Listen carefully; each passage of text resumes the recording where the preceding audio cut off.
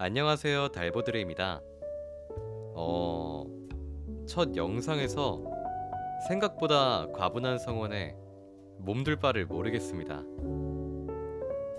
여유롭게 영상을 업로드하려 했으나 앞으로는 업로드 주기를 좀 더 땡겨보도록 하겠습니다. 오늘 소개해드릴 책은 성장 지향성입니다. 소개가 더 필요할까요? 제목 그대로 어제의 나보다 더 성장하는 오늘의 나이기를 원하는 분들께 강추하는 책입니다. 중요한 포인트만 뽑아왔으니까 잘 들어주세요. 구독과 좋아요 부탁드려요. 성장 지향성. 성공한 사람들이 지키는 12가지 원칙.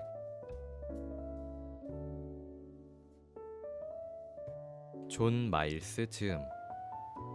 출판사 오픈도어 북스.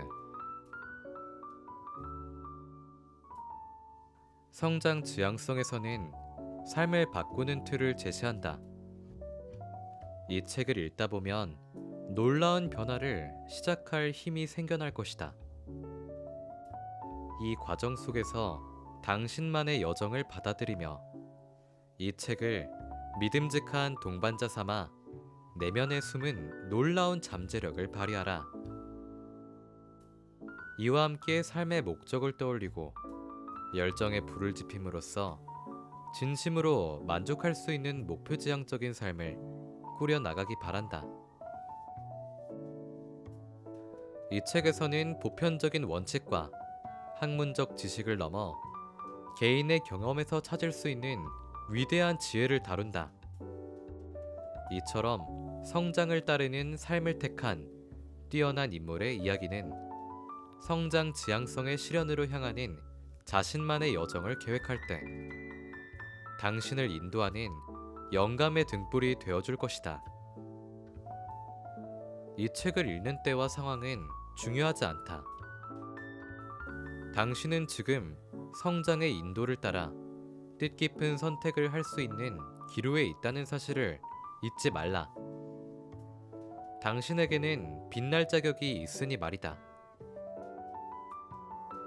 이제 이 책에서 전하는 바를 통해 내면의 찬란함을 발휘하기 바란다.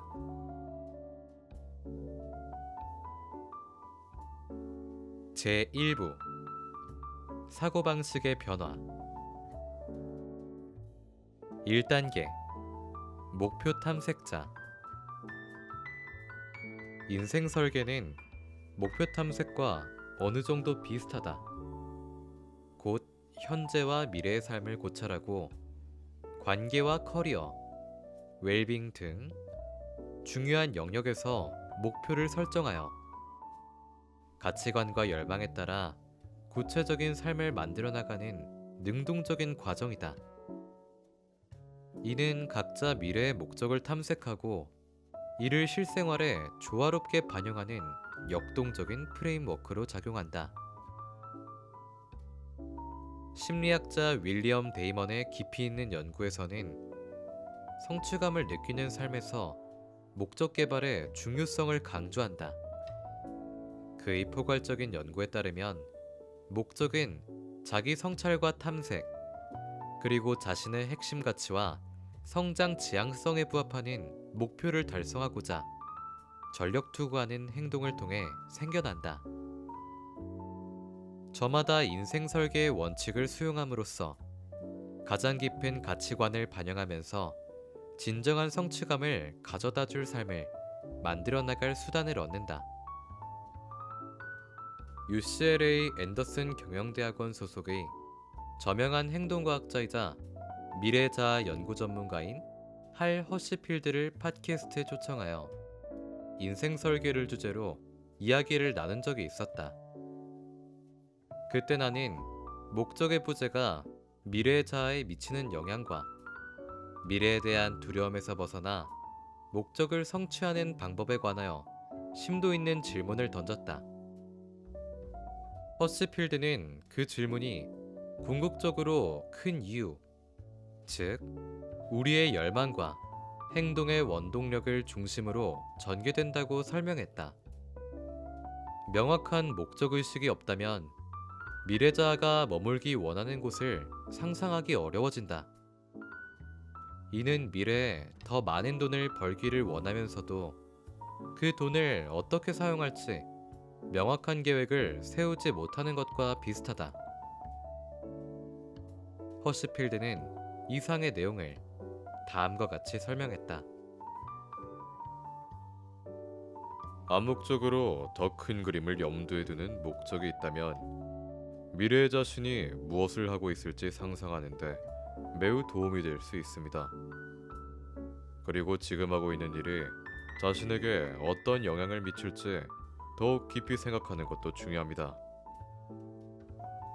위와 같이 더 큰 목적을 염두에 두면서 미래의 자아를 더욱 구체적으로 상상한다면 현재의 선택이 자신에게 어떤 영향을 미칠까를 생각하게 된다. 이처럼 목적을 깊이 이해하고 현재 행동이 미래의 자아에 어떻게 작용하는가를 고려함으로써 우리는 성취를 향한 변화의 여정을 시작한다. 그리고 이를 통해 더욱 지향적이고 의미 있는 미래를 만들어갈 수 있다. 마틴 셀리그먼과 캐럴 드웩 등의 연구자가 주도하는 긍정 심리학 연구도 지향적인 삶의 결계가 웰빙과 성취감 증진에 중요한 역할을 한다는 견해를 뒷받침한다. 셀리그먼의 긍정 심리학은 개인의 강점을 활용하고 의미와 성취감을 높이는 활동 참여의 중요성을 강조한다. 한편 드웍의 획기적인 사고방식 연구는 성장 마인드셋을 강조한다. 이러한 사고방식의 소유자는 자신의 성장 및 발전 가능성을 믿기에 삶의 목적을 추구하는 과정에서 맞닥뜨리는 도전을 받아들이며 끈기를 발휘할 수 있다. 이상과 같이 지향적인 탐색과 목표 설정 과정을 통해 인생을 설계하는 사람들은 가치관과 성장 지향성, 목적과 일치하는 행동을 통해 결정을 내린다. 그들은 진정한 자아와 일치하는 삶으로 나아가도록 신중하게 선택한다. 이처럼 지향적인 접근은 외부의 압력이나 사회적 기대에 휩쓸리지 않으면서 자신이 진정으로 중시하는 것을 앞세울 수 있도록 한다. 인생 설계는 구체적인 계획 수립에서 원하는 결과를 얻기까지 실행 가능한 단계를 밟는 과정으로 구성된다. 사람들은 저마다 자신의 비전을 실현하는데 필요한 자원과 기술, 조력자를 파악한다. 인생을 설계하는 사람들은 목표를 적극적으로 추구함으로써 삶의 주체성과 주인의식을 키우고 행복과 성취는 자신에게 달려있다는 책임감을 수용케 한다. 이제부터 인생 설계 및 변화와 새로움에 도전하는 힘과 연관성을 깊이 탐구해보자. 다수의 의견에 저항하는 능력은 집단의 정점에 오르게 하는 중요한 요소이다. 이를 위해서는 생각지도 못한 일을 감내해야 한다. 즉, 비판, 조롱, 수치심을 기꺼이 감수해야 하는 것이다. 물론 당신 또한 나와 같이 어렵게 느껴질 것이다. 그렇다고 해도 놀랄 필요는 없다. 우리는 인간이기에 본질적으로 흐름에 역행하지 않으려는 편향성이 있으니 말이다. 이것이 바로 우리가 군중 심리에 쉽게 휘둘리는 이유이다. 우리는 무리에서 벗어나더라도 신체적 위협이 없는 상황에서도 군중의 판단을 따르려는 심리가 있다. 이는 다수가 선택한 길이 안전하리라는 잘못된 믿음에서 비롯된다. 경험의 수준이나 지능을 막론하고 성장을 따르는 리더는 모두 자신의 아이디어를 세상에 알리고자 기꺼이 무리에서 벗어나는 선택을 했다. 흥미로운 점은 그러한 사람 역시 위와 같은 심리적 압박을 느꼈지만 목표 달성을 위해 그 압박을 제쳐두었다는 것이다. 그들은 실패마저도 당연히 성공으로 향하는 과정이라 간주했다. 맥켈비가 그랬듯 성장에 빠져 산 리더는 일시적인 실패를 불가피한 과정이라 여기며 계속 도전해 나갔다. 이러한 사람과 다수의 군중을 구별짓는 결정적인 차이는 바로 세상의 긍정적인 변화에 집중하는 태도이다.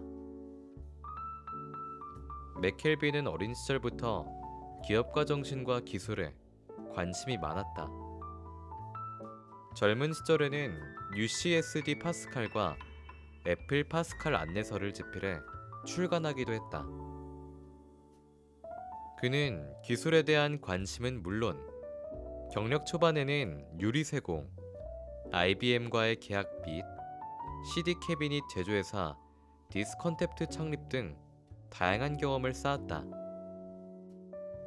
그는 현재 소유하고 있는 여러 스타트업 기업의 창업에 필수적인 존재였다. 그중 가장 주목할 만한 혁신적인 기업은 스퀘어로 트위터 공동 창업자인 잭 도시와 함께 수많은 소규모 비즈니스를 지원하고 있다. 잭은 스퀘어의 소프트웨어를 설계했고 짐은 스퀘어의 유명한 신용카드 리더기기를 비롯한 하드웨어를 설계했다. 이 하드웨어는 시장에 획기적인 영향을 미쳤고 이를 바탕으로 스퀘어는 175억 달러 규모의 기업으로 성장하였다. 그 기기의 디자인은 뉴욕 현대미술관에 전시되기도 했다. 수십억 달러 규모의 회사를 공동 창업했다는 사실만으로 충분히 성공적인 커리어라는 점에는 이견이 없을 것이다. 그러나 맥켈비는 여러 스타트업에서 핵심적인 역할을 해왔다. 스퀘어 이전에는 세인트 루이스의 유리공예 교육센터 및 스튜디오 서드 디그리 글래스 팩토리를 공동 창립하였다. 그리고 2012년에는 동지역에 기반을 둔 여러 사업가와 함께 생명과학, 소프트웨어, 농업기술 분야의 초기 단계 기업에 집중한 벤처 캐피탈 회사 컬티베이션 캐피탈을 설립한 바 있다. 또한 비영리단체 론치코드 창립으로 현장 실습과 고용을 연계하여 새로운 인재를 양성하였다. 이뿐 아니라 사용자에게 디지털 세계를 경험하는 방식을 선택하는 수단과 권한을 제공하는 인비저블리 또한 창립했다. 위와 같이 한 사람이 어떻게 많은 일을 할 수 있는지 상상하기 어려울 것이다. 맥켈비는 여기에 멈추지 않고 인도계 시민과 영주권자를 대상으로 스마트폰을 통한 상품과 서비스 결제 수단을 제공하는 머니온 모바일 이사로 근무하면서 세인트 루이스 연방준비은행의 사회이사로 임명되었다. 맥켈비는 매 순간 자신을 표출하면서도 친구와 가족, 동료의 비판과 사소한 의심에도 열려 있었다.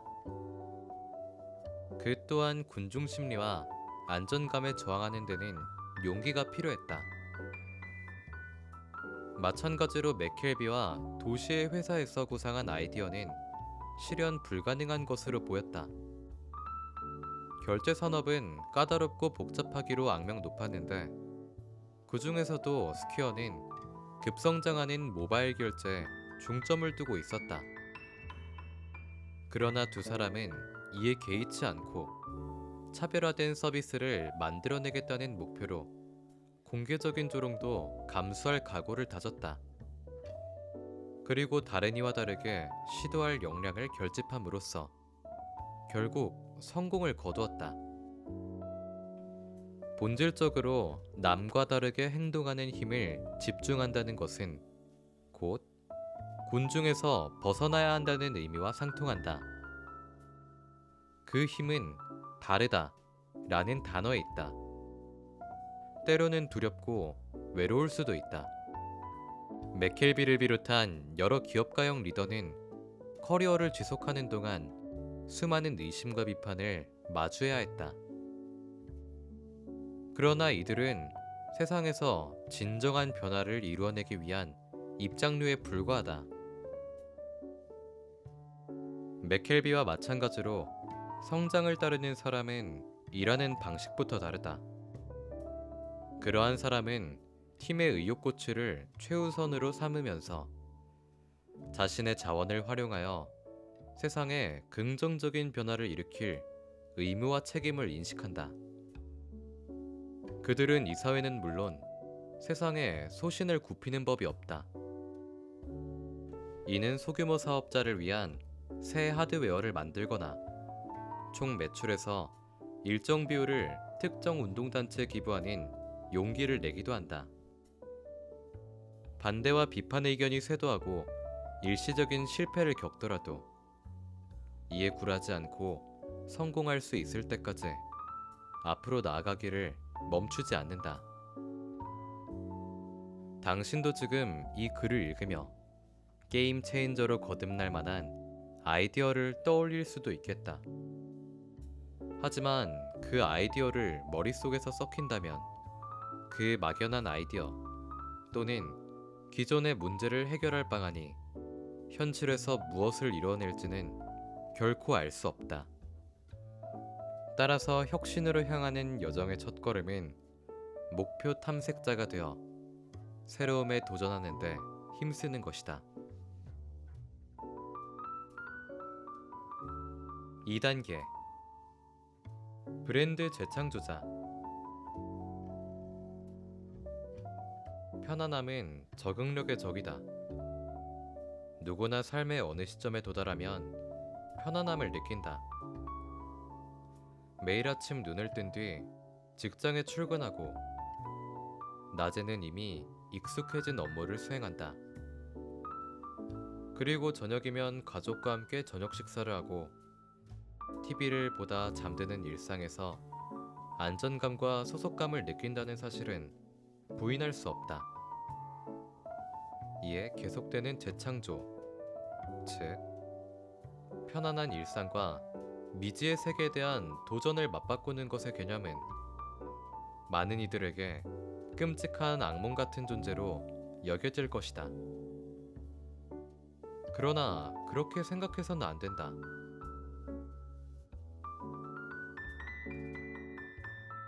편안함에서 벗어나야 한다는 사실을 깨달은 직후라면 곧바로 궁극적인 야망을 이루기 위해 우리를 현재의 위치로 이끈 사고방식을 근본적으로 바꿔야 한다는 점을 알게 될 것이다. 내 여정 또한 마찬가지였다. 그러나 오늘날에는 수많은 사람이 자신의 정체성에 대한 확실한 이해가 부족하다는 문제를 떠안고 있다. 그리고 우리는 실제보다 약간 성공했다고 여기는 경향이 많다. 이러한 인식은 대부분 성장 배경과 종교, 친구 관계, 소셜미디어 등 외적 요인에 따라 형성된다. 하지만 우리가 진정으로 다시 태어나기 위해서는 자신을 분석하고 강점과 약점을 받아들여야 한다. 이러한 절차는 성장의 여정에서 가장 중요하지만 가장 쉬운 단계이기도 하다. 그 이유는 무엇일까? 마음이 불편해지기 때문이다. 누군가에게는 그러한 깨달음이 실패의 두려움보다 더한 크기로 다가오기도 한다.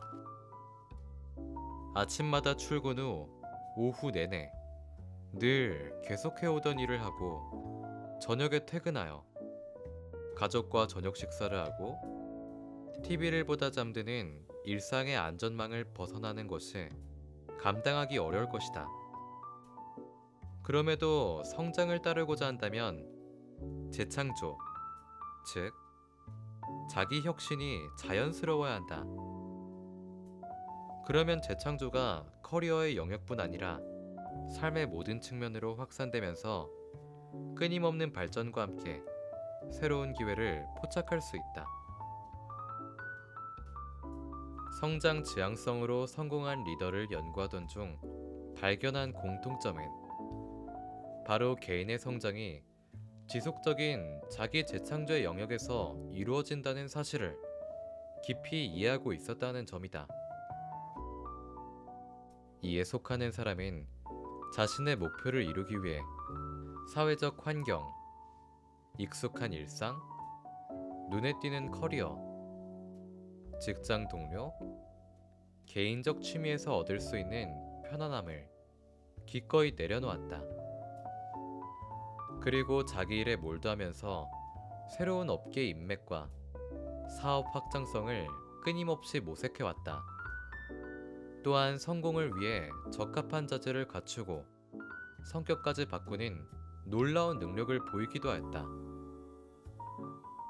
그러나 이 모든 것에 앞서 자아 정체성, 즉 목표와 가치, 믿음과 더불어 자기 표상 및 자기 평가를 이해해야 한다.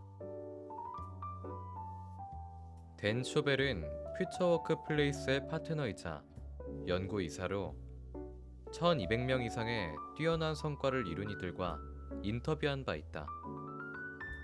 인터뷰 대상자는 CEO에서 유명인, 작가, 정치인, 심지어 우주인에 이르기까지 다양했다. 쇼벨은 인터뷰를 통해 대상자 사이에 두드러진 공통점 하나를 포착해냈다. 바로 재창조를 꾸준히 추구한다는 점이다. 각자의 분야나 배경과 상관없이 그들은 재창조가 단순한 호사가 아니라 필수라는 사실을 이해하고 있었다. 이 세상은 끊임없이 변화하며 진화의 양상 또한 역동적이다. 따라서 재창조의 개념을 수용하는 것이야말로 개인적 성장 및 직업적 발전과 함께 시대에 뒤처지지 않도록 하는 강력한 도구임을 인식한 것이다. 회사의 비즈니스 모델을 변화시키려는 CEO, 새로운 창의적 사업을 모색하는 유명인, 글쓰기 스타일의 한계를 확장하려는 작가, 변화하는 유권자의 요구를 반영하고자 하는 정치인 등 각자가 목표를 달성하기 위한 재창조의 가치를 인정했다. 이에 쇼벨은 인터뷰를 통해 재창조가 일회적인 사건이 아니라 지속적인 과정이라는 사실을 발견했다. 그리고 재창조는 자아 성찰뿐 아니라 자신의 강점과 약점에 대한 깊은 이해, 그리고 새로운 모험을 시작할 용기를 모두 필요로 한다. 이에 엘리너 루즈벨트는 다음과 같은 명언을 남겼다. 매일 두려워하는 일을 한 가지씩 하라. 이렇게 두려움에 직면하여 멈춰선 경험 속에서 힘과 용기, 자신감을 얻을 수 있다. 그러면 자신에게 나는 이 공포를 견뎌냈으니 다음에 겪게 될 일도 감당할 수 있다 라고 말할 수 있을 것이다. 그러니 우리는 할 수 없다고 생각하는 일을 반드시 해야 한다. 자아 재정립 또는 재창조에서 가장 큰 장애물은 편안함이다. 이번 장의 서두에서 말했듯 편안함은 적응력의 적이다. 지금껏 설명한 모든 사례에는 편안함의 유혹이 존재했다. 나만 해도 델에서 최고 정보 책임자 직위를 계속 유지할 수도 있었다. 드웨인 존슨도 프로 레슬러로서 안정적인 성취를 만끽할 수 있었으며 호스 솔저스 또한 공직이나 방위 및 보안 분야로 진출할 수 있었다. 하지만 누구도 안정적인 선택을 하지 않았다. 애초부터 편안함은 우리의 선택지에 존재하지 않았기 때문이다. 만약 당신이 현재 상황에 편안함을 느끼고 있다면 잠재력에 발휘될 길을 스스로 막고 있을 가능성이 크다. 재창조는 두려운 일이며 실패의 가능성이 그림자처럼 도사리고 있기까지 하다. 그러나 굳건한 성장 지향성에 따라 움직여 승리한 리더는 모두 험난한 여정 속에서도 실패의 쓴맛을 경험했다. 그들은 실패를 통해 자신의 진정한 힘을 발견했다. 현실은 가혹하다. 그러나 과감한 도약을 망설인다면 도약 이후 나아가는 과정에서 실수를 통해 배우는 것도 없다. 그렇다면 당신이 이뤄낼 수 있었을 놀라운 성과를 알지 못한 채 언제나 불확실한 영역에만 머물 것이다.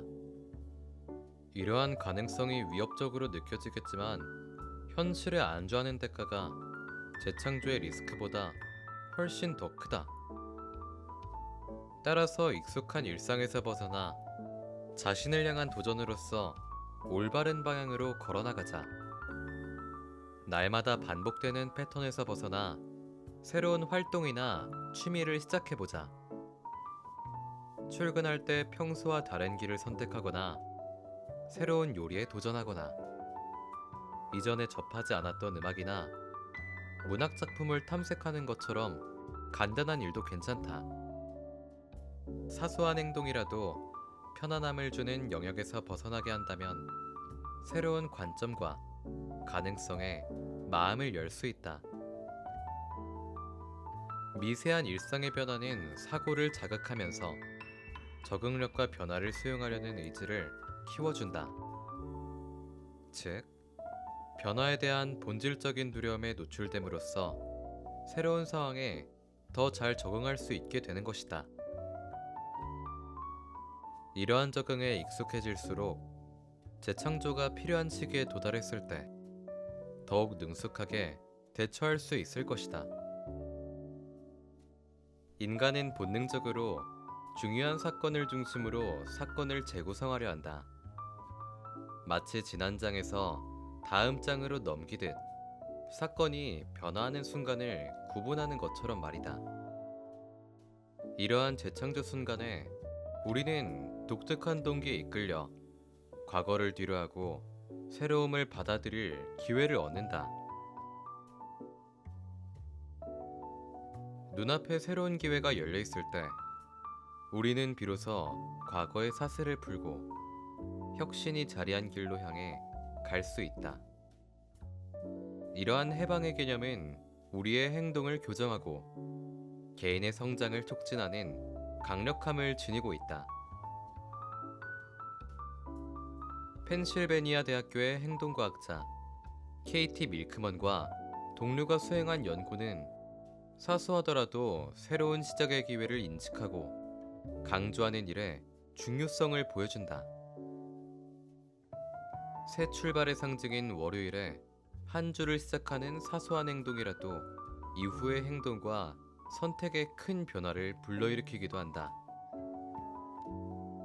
이는 과거의 자신보다 더욱 강해진 새로운 나로 지나고 있음을 인식할 때 경험하는 심리적 변화에서 비롯된다. 새로운 시작의 힘은 빈도와 접근성에서 발현된다. 이는 인생의 중요한 사건에만 국한되지 않으며 다양한 형태로 나타난다. 예컨대 월요일은 잠재적으로 건강한 습관을 추구하고 새로운 목표를 세울 힘을 지닌다. 이처럼 새 출발의 순간을 인식하고 활용함으로써 변혁의 에너지를 긍정적인 변화의 원동력으로 삼을 수 있다.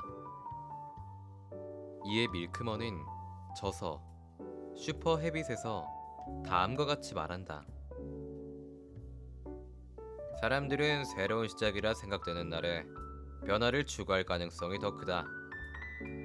이러한 순간은 목표를 시작하면서 흔히 겪는 장애물인 어차피 전에 실패했으니 또 실패하겠지 라는 생각을 극복하는데 도움을 준다.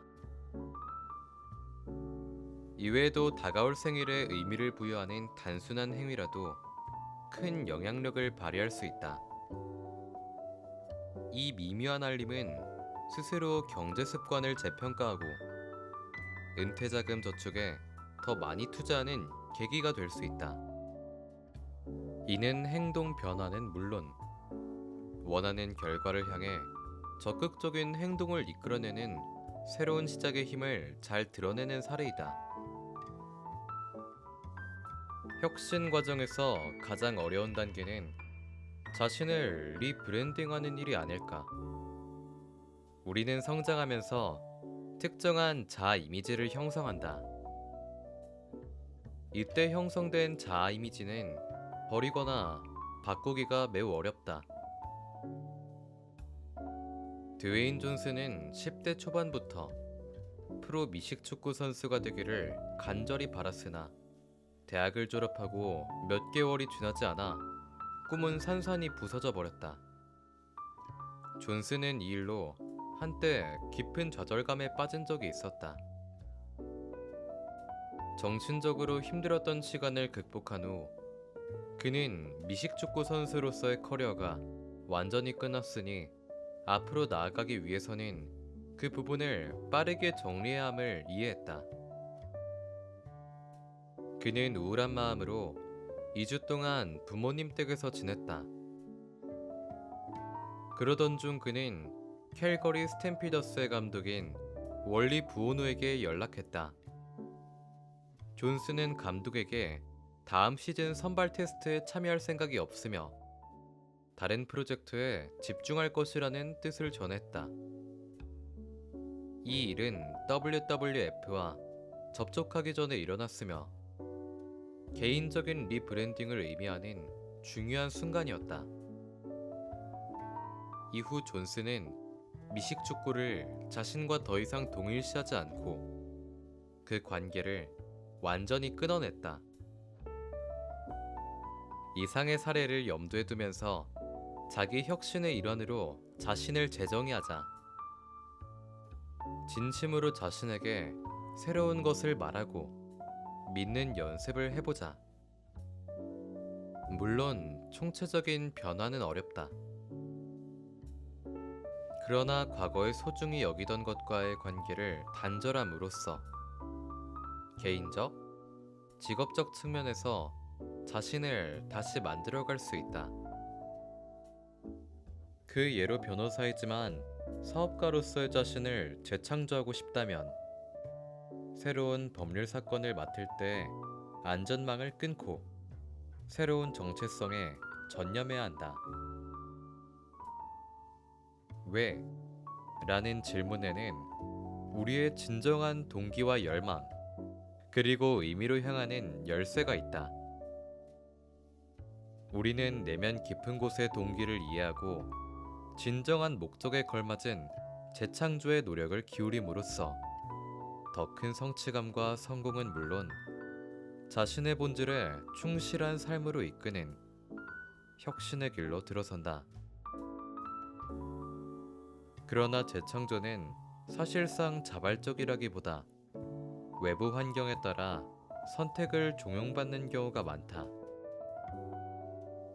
그러나 적어도 나를 비롯하여 짐 맥켈비와 호스 솔저스는 모두 어찌할 수 없는 상황 속에서도 자발적으로 자신을 재창조하는 데 성공했다. 왜일까? 바로 재창조의 힘을 인식했기 때문이다. 이전의 재창조 경험에서 삶을 더 나은 방향으로 변화시킬 수 있음을 배운 것이다. 비록 그 과정에는 시련과 고난이 가끔 뒤따르기는 한다. 하지만 그 너머에서 우리를 기다리는 성과는 언제나 그 여정의 어려움을 극복해낼 가치가 있음을 증명해왔다. 이것이 당신도 재창조가 가능하다는 말을 믿어야 하는 이유이다. 당신도 삶을 근본적으로 변화시키는 데서 오는 달콤함을 누릴 수 있다. 그 길은 저마다 다르다. 누군가는 다른 이보다 더 많은 어려움에 부딪히거나 외로움과 싸우거나 또는 처음 계획한 대로 일이 진행되지 않아 자기 회의와 두려움에 시달리기도 한다. 그러나 진정한 용기는 두려움을 느끼지 않는 것이 아니라 그 감정에도 불구하고 행동하는 것이다. 그러니 변화에 대한 두려움이 우리의 미래를 결정하도록 내버려 두지 말라. 스스로 재창조할 용기를 내자. 변화를 이끌어내는 여정의 단계마다 필요한 기술과 가치관, 신념에 맞게 자신을 바꿀 확신이 없다면 원하던 결말에 닿지 못할 것이다. 이상과 같이 브랜드 재창조자가 되면 무엇도 당신을 막을 수 없을 것이다.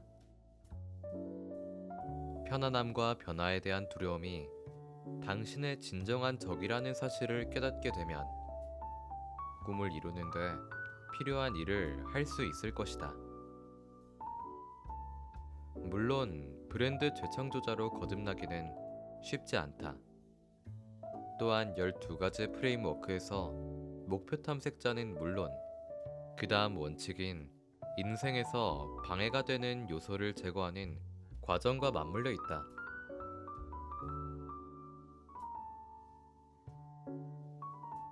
(3단계) 해충 방역자. 나의 동료는 다수가 삶의 도사리는 상어 같은 포식자에 잡아먹히지 않으려 커리어의 상당 부분을 쏟았다.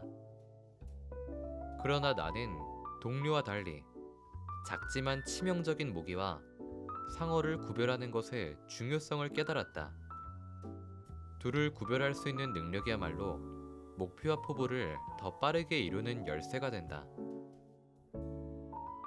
우호자형, 즉 상어를 닮은 멘토는 개인적, 직업적 성장에 경이로울 정도로 긍정적인 영향을 미친다. 즉 상어형 인간은 경험과 성취가 풍부한 인물을 말한다. 그들은 스승 역할을 자처하면서 방향을 제시하고 지원을 아끼지 않으며 깊은 지혜를 선사한다. 상어형 인간은 풍부한 경험과 지식을 공유하며 길잡이 역할을 수행한다.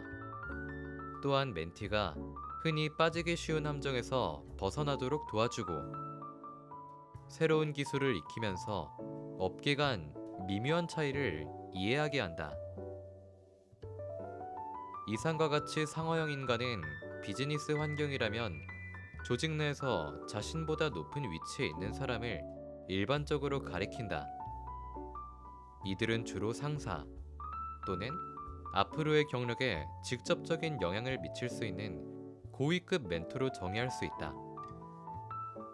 사적인 관계라면 인생 코치나 친구, 부모보다 더 높은 기준을 요구하는 배우자나 그 부모 또는 연인이 그 역할을 수행한다.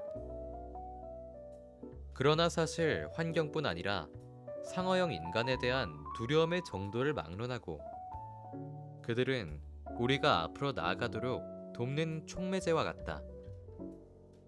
그들은 우리에게 재창조를 유도하여 미처 발휘하지 못했던 힘을 발굴함으로써 확신을 가지고 인생의 여정길에 오르도록 한다.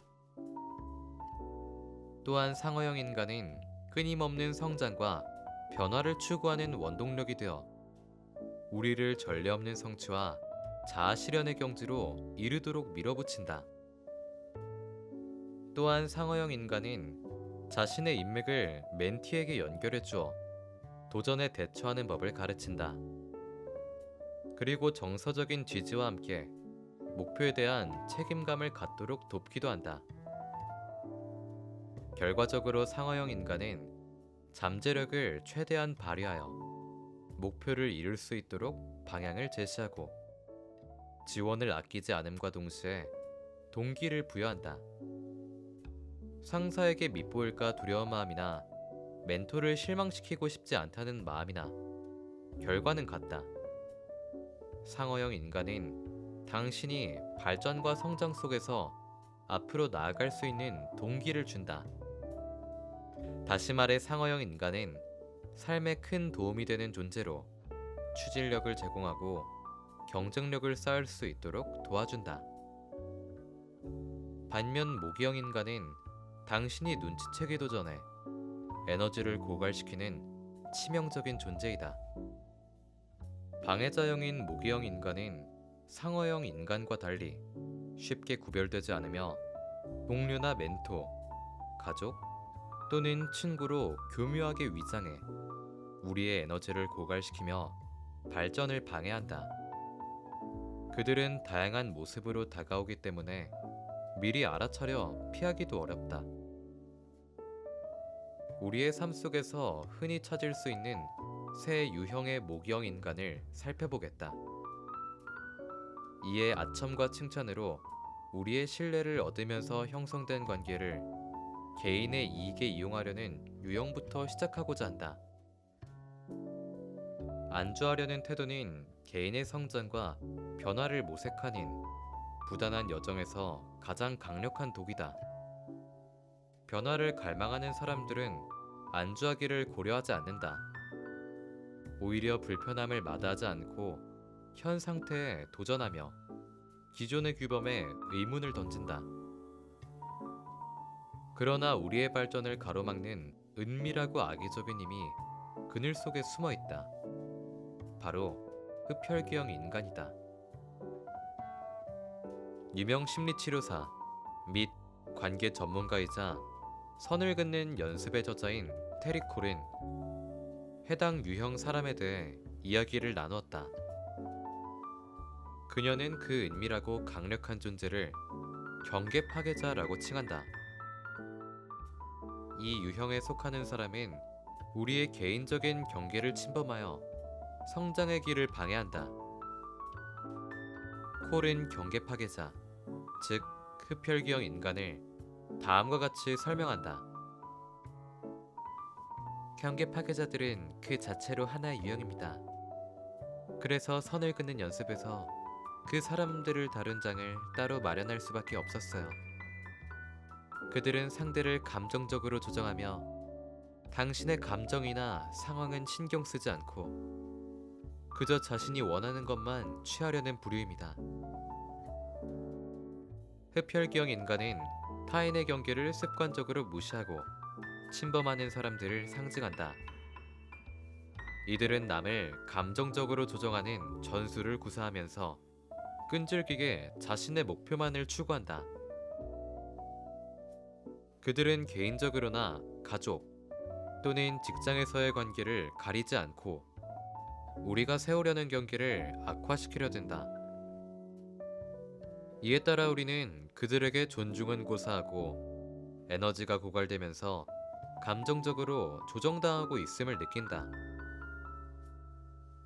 가스라이팅, 애정공세, 감정강요는 경계 파괴자가 통제력을 행사하고 우리가 만든 경계를 무너뜨리는데 사용하는 대표적인 무기이다. 그들의 행동은 깊고도 광범위한 영향을 미쳐 커리어의 흐름과 개인적 성취를 정체시킨다. 이처럼 흡혈귀형 인간의 끊임없는 맹공에 굴복하면 성장이 멈추면서 진정한 잠재력을 발휘하지 못하는 고립무원의 상태에 갇힌다. 은근한 억압자형. 흡혈귀형 인간은 우리가 공들여 세운 경계를 무너뜨리는 전략을 다양하게 알고 있다.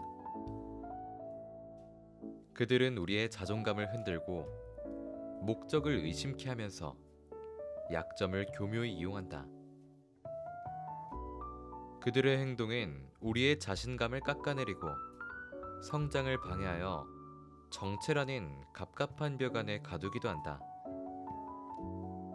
우리를 갉아먹는 흡혈귀형 인간의 은밀한 영향력을 극복하려면 그들의 존재와 그들이 초래하는 혼란을 인식해야 한다. 그리고 자기 인식과 함께 그들의 조종술에 대한 이해를 통해 우리는 스스로의 힘을 되찾고 감정적인 안정을 지킬 단단한 경계를 세울 수 있다. 전문가의 지혜에서 배우며 우리는 자신 있는 태도로 당당하게 우리의 경계를 확고하게 지킬 수 있다. 흡혈귀형 인간이 구사하는 조종술에 굳건히 맞선다면 우리의 진정성을 지키고 자존감을 유지할 수 있다. 이에 독성 관계에 덫에 빠지는 일을 막을 수 있다. 우리의 삶에 치명적인 해를 입히는 모기형 인간 중에는 반밖에 안 남았네 라고 말하는 부류가 있다. 이 유형은 당신의 친밀한 관계에 깊은 곳으로 스며들어 상당한 문제를 일으킨다. 이뿐 아니라 존재가 좀처럼 드러나지 않아 삶에서 떼어내기가 어렵다. 이처럼 은근한 억압자는 자신의 커리어에서 일정 수준의 성공을 거둔 후 현상 유지를 고수하는 부류에 속한다. 그들은 주변 사람에게도 자신과 비슷한 관점을 주입하려 한다. 예컨대 당신이 승진했다면 기뻐하며 축하하기보다 곧바로 이제 얼마나 더 추가 근무할지 생각해봐. 애들과 보내는 시간은 어떻게 할 거야? 압박이 엄청날걸. 오래 버티기 힘들 거야. 라며 부정적인 반응을 보인다. 은근한 억압자의 본성은 외부인에게는 매우 명확하게 보이지만 그들이 당신의 삶에 영향력을 행사하고 있을 때 알아차리기란 여간 어려운 일이 아니다. 혹시라도 직장 생활이나 개인적 목표를 향한 여정에서 정체된 느낌이 있다면 당장 친밀하게 지내는 사람들과 그 영향력을 점검하고 평가해야 한다. 골칫거리형. 다양한 인간관계를 만들어가는 과정에서 우리는 짜증과 좌절, 극심한 불쾌감을 유발하는 부류를 만나기도 한다. 이와 관련하여 골칫거리는 끔찍한 수준을 자랑한다. 이 유형은 뭉뚱그려 표현하더라도 우리 삶에서 흔하게 찾을 수 있다. 처음에 그들은 일상에 자연스레 녹아들어 있어서 알아차리기가 쉽지 않다. 그러나 우리의 행복과 목표를 향한 노력에 미치는 영향은 부정할 수 없다. 이제 골칫거리가 일터와 일상에서 우리에게 회방을 놓는 행동의 특징과 그 결과를 깊게 살펴보도록 하자. 골칫거리의 의도를 제대로 이해하려면 그들의 독특한 행동 패턴부터 관찰해야 한다. 그들은 당신 앞에서 약속한 바가 무색하게 뒤에서는 전혀 다른 계획을 추진한다. 예컨대 투자자로서 재정 지원을 약속해놓고 일상 업무에 끊임없는 질문 공세로 간섭해대며 소중한 시간을 빼앗는 사람이 골칫거리이다. 또한 그들은 당신의 조언을 구해놓고 이를 무의미하다고 치부했다가 나중에는 자신만의 독창적 아이디어인 양 다시 꺼내드는 친구나 동료 또는 상사의 형태로 존재한다. 이외에 다른 고객의 필요는 아랑곳하지 않고 자신의 건에 관심을 주기를 요구하면서 당신의 사업 성장을 저해하는 까다로운 의뢰인이기도 하다. 이처럼 골칫거리는 다양한 상황에서 발견되며 그들의 영향은 우리의 개인적, 직업적 영역에 걸쳐 크나큰 파문을 일으킨다. 그러므로 그들의 영향력을 인식하면서 당신을 지켜나가는 것이야말로 성공의 길을 다지는 동시에 우리의 안녕을 지키는 길이다. 우리는 이러한 방해꾼과 작별을 고함으로써 목표를 이룰 수 있는 긍정적인 환경을 조성하여 의미 있는 관계를 맺고 성장하면서 인생의 새로운 장으로 나아갈 수 있다. 이쯤에서 생각해야 할 것이 있다. 다소 의외일 수도 있지만 당신의 삶에 큰 영향을 미치는 사람 가운데도 모기형 인간이 존재할 것이라는 사실이다. 설령 당신의 발전을 적극적으로 방해하는 동료를 알아채더라도 그 사람을 삶에서 떼어내기란 매우 괴롭고 힘들기 때문에 그러한 유형은 훨씬 더 위험하다. 우리 삶 주변에 존재하는 모기는 고등학교 시절부터 가장 친구이거나 일하기 싫어하는 직장 동료일 수도 있다. 사실 그들이 누구인지는 중요하지 않다. 이 유형의 사람이 당신의 삶과 경력에 미칠 수 있는 영향이 중요하다. 삶에서 모기 같은 존재를 발견하면 거리를 두고 적극적으로 떨쳐내거나 완전히 제거해야 한다. 모기형 인간도 실제 모기처럼 삶을 뒤바꾸는 피해를 입힐 수 있다. 그리고 그 영향은 대부분 인생 후반부에 들어서면서 나타난다. 그러니 최대한 빨리 모기를 찾아야 한다. 그렇지 않으면 자신도 모르는 사이 지구상에서 가장 위험한 동물 같은 사람과 어울릴 수도 있으니 말이다. 모기형 인간에 관한 원칙을 삶에 적용하기란 쉽지 않다. 우리는 바닥에 주저앉아 개인적 성장에 필요한 행동을 미루기 십상이기 때문이다. 그러나 그저 주저앉아 있기만 하는 것은 수많은 선택지 가운데 하나에 지나지 않는다. 다시 일어나 삶의 부정적인 영향을 극복하는 길을 선택할 수도 있다. 세디어스와 오프라처럼 지향성 있는 삶을 원하는 사람은 역경을 떨치고 일어나 목표에 한 걸음 더 가까워지는 훌륭한 본보기이다. 물론 그 길은 결코 편하지 않다. 하지만 찾아온 역경에 어떻게 반응할까를 결정하는 주체는 결국 당신이다. 실패와 좌절 이후 자신의 행동에 책임지는 것은 성장 지향적인 사람이 되어가는 과정이다. 만약 여정의 초반에 멈칫한다면 모기형 인간 걸러내기를 실행함으로써 앞으로 걸림돌이 될 사람을 제거하자. 모기형 인간이라고 꼭 당신의 주변만을 맴도는 것은 아니다. 여정을 방해하며 신경을 분산시키는 행동을 하는 사람 역시 모기형 인간의 범주에 포함된다. 우리가 다이어트를 할 때 음식의 칼로리를 꼼꼼히 계산하듯 매일 당신의 자아 정체성을 형성하는 사람이나 요소를 알게 된다면 놀랄 것이다. 따라서 목표나 기대, 신념과 맞지 않는 정체성의 근원을 발견했다면 과감히 제거하자. 당신의 정체성을 통제하려는 요소를 제거해야만 비로소 인생의 주도권을 되찾으며 발전을 이끌어갈 수 있다. 사람이 아니더라도 자전거 동호회 활동, 발야구 리그, 포커클럽에서 보내는 시간이 은근한 억압자형 모기가 되기도 한다. 한편 흡혈귀형이나 골칫거리형 모기의 경우 술집에서 술 마시기 또는 드라마 정주행하기 등의 활동을 하는 장소가 될 수도 있다. 이상의 활동은 적당히 즐기면 좋지만 여기에 시간과 에너지를 지나치게 소모한다면 조절하거나 끊을 필요가 있다.